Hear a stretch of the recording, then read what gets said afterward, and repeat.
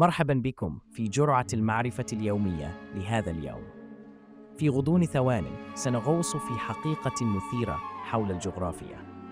البحر الميت الواقع بين الأردن وإسرائيل هو أدنى نقطة على سطح الأرض، حيث يقع على ارتفاع حوالي 430 متراً تحت مستوى سطح البحر. ملوحته العالية تمنع معظم الكائنات البحرية من العيش فيه، ومن هنا جاء اسمه. من المثير للاهتمام أن المعادن في مياهه جعلت منه وجهة شهيرة للعلاجات العلاجية، مما يجذب الزوار الذين يسعون للحصول على فوائده الصحية وتجربة الطفو الفريدة.